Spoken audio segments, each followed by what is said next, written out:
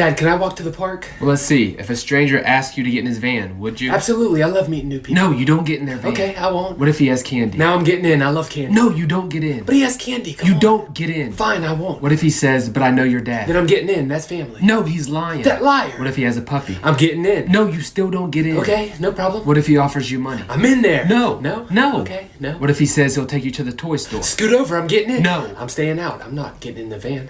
No, you can't go to the park. I don't even want to go anymore. Okay. I want to get in the stranger's van. He got puppies and candy.